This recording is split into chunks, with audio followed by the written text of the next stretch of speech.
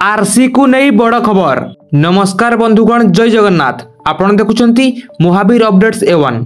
मु लिकुन आरसी को नहीं आसीथिबा बड़ खबर उपर आपनकु स्वागत करूछि। आसंतु जानिबा ट्रांसपोर्ट डिपार्टमेंट कोन नहीं आछि बड़ खबर। वीडियोटी को शेष जाय देखंतु, संपूर्ण इन्फॉर्मेशन पाई परिबे। आसंतु आरंभ करिबा। आरसी रेनुअल गाड़ी मालिकों को लागिला शक्त झटका।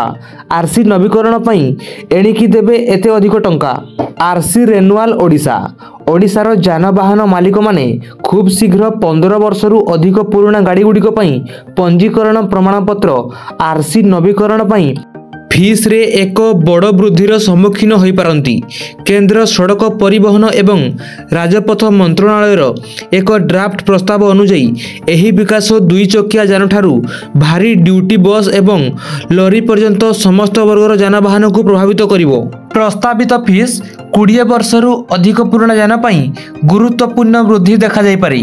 मोटरसाइकेल पई नवीकरण 2000 टंका, 3 चकिया यान पई 5000 टंका एवं कार पई 10,000 टंका पर्यंत वृद्धि करा जाई पारी। मध्यम यात्रीवाही बस एवं मालवाही यान पई नवीकरण फीस 25,000 टंका धार्य करा जायछि, जेतेबेले भारी यान पई फीस 36,000 टंका पर्यंत पहुंची पारे। 15 वर्षरु अधिक पुराना गाड़ी गुड़ी को मध्य एथिरु छड़ा जीव नहीं। प्रस्तावित फी भारी यान पई 18,000 टंका एवं छोट यान पई 12,000 टंका। एही प्रस्तावित परिवर्तन गुड़िक सारा ओडिशा रे जानवाहन मालिक मानक ठारू मिश्रित प्रक्रिया आनिछि। उदाहरण स्वरूप ओडिशा राज्य रे पुराना 2 चकिया यान पई वर्तमान आरसी नवीकरण फीस 1,000 टंका, 3 चकिया यान पई 2500 टंका एवं कार पई 3,000 टंका। वर्तमान सर्वाधिक पुनः पंजीकरण मूल्य 6,000 टंका रही। जदि सरकार 30% फीस वृद्धि करती तेबे एहा आम उपरे एक आर्थिक बोझ हेबो। घरोई बस मालिक माने प्रतियोगितामूलक बजार रे तिष्ठि रही पारिबे नाही। कटक घरोई बस मालिक संघर कोषाध्यक्ष रविंद्र कुमार सिंह कहिसंती। नवीकरण फी व्यतीत जड़े वाणिज्यिक जानवाहन मालिकों को पुनः पंजीकरण समय सबुज टिकट देवाकू पड़िबो।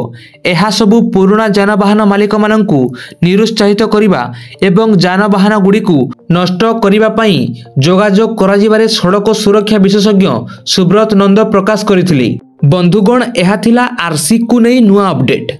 अपडेट केमती लगी कमेंट माध्यम निहाती जनइबे। लाइक, शेयर और सब्सक्राइब सह जोड़ी रहंतु आम सहित। आउ किछि समय मध्यरे आउ गोटे नुआ खबर सहित आसीबा। वर्तमान पाई रहिली नमस्कार।